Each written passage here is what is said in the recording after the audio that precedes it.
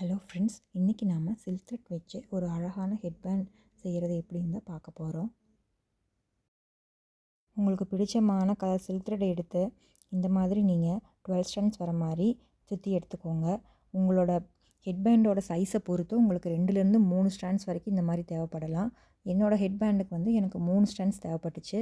நான் அதை கட் பண்ணி எடுத்துக்கிட்டு இந்த மாதிரி ஹெட்பேண்ட் பேஸில் வச்சு நல்லா கேப் இல்லாமல் சுற்றி எடுத்துக்கிட்டேன்.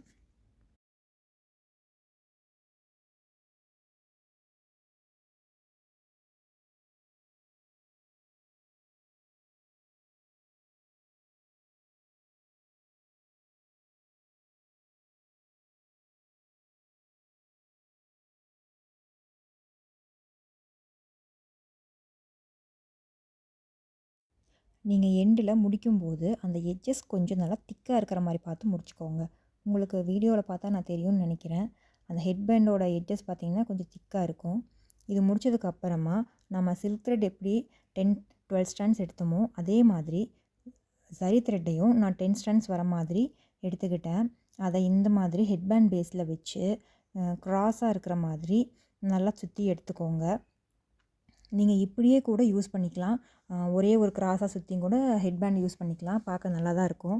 ஆனால் நான் என்ன பண்ண போகிறேன்னா, அப்படியே கிராஸ் ஆகிற மாதிரி இன்னொரு ஆப்போசிட் சைட்லேருந்து கூட வேர் பண்ணி எடுத்துக்க போகிறேன். சரி த்ரெட் பார்த்திங்கன்னா உங்களுக்கு சில்க் த்ரெட் மாதிரி நல்லா விரிஞ்சு வராது. சுருண்டு சுருண்டு தான் ஒரு கயிறு மாதிரி வரும். நீங்கள் அப்படியே வேர் பண்ணி எடுத்துக்கோங்க. என்னடா இது விரிஞ்சு வர மாட்டேங்குதுலாம் நீங்கள் எதுவும் நினச்சிக்காதீங்க. நல்லா சுற்றி எடுத்துக்கோங்க. அது வந்து ஜாயின்ஸில் வந்து கொஞ்சம் கரெக்டாக நீங்கள் க்ளூ போட்டுக்கணும். ஏன்னா சரி வந்து நல்லா நல்லா நிறையா ஸ்ட்ராண்ட்ஸ் எடுக்க போகும்போது அது ஒட்டாது. அதை நீங்கள் கொஞ்சம் கவனமாக பார்த்துக்கோங்க.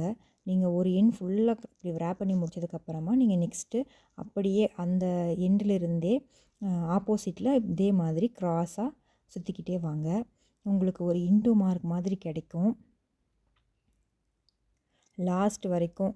இப்போ எப்படி அந்த எட்ஜில் ஸ்டார்ட் பண்ணி இந்த எட்ஜில் வந்து நம்ம கிராஸ் ஸ்டார்ட் பண்ணுறோமோ அதே மாதிரி இதை அதே எட்ஜில் கொண்டு போய் நம்ம முடிக்க போகிறோம். உங்களுக்கு வேணும்னா நீங்கள் சரி த்ரெட்டெல்லாம் எதுவுமே வேண்டாம், எனக்கு சிம்பிளாக வெறும் சில்க் த்ரெட் மட்டும் போதுன்னு நினச்சிங்கன்னா கூட சும்மா ஹெட்பேண்ட் பேஸில் இந்த மாதிரி உங்களுக்கு என்னென்ன கலர் பிடிக்குமோ இல்லை உங்கள்கிட்ட என்னென்ன மேட்சிங் கலர்ஸ் இருக்கோ அந்த கலர்ஸ்க்கு ஏற்ற மாதிரி நீங்கள் சில்க் த்ரெட்டை மட்டுமே பேண்டில் ரேப் பண்ணி யூஸ் பண்ணிக்கலாம். அதுவுமே பார்க்க ரொம்ப சிம்பிளாகவும் அழகாகவும் இருக்கும்.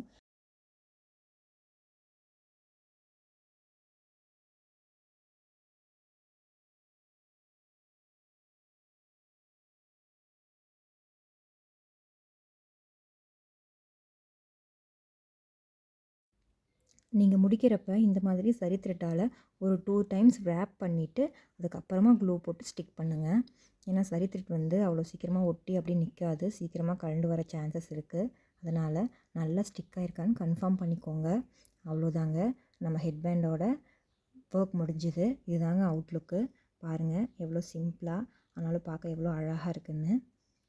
இது உங்கள் குட்டீஸ்க்கு ரொம்பவே பிடிக்கும். இந்த மாதிரி செஞ்சு கொடுங்க, அவங்க ரொம்பவே லைக் பண்ணுவாங்க. நம்ம சேனலை மறக்காமல் சப்ஸ்கிரைப் பண்ணிக்கோங்க. தேங்க்ஸ் ஃபார் வாட்சிங்.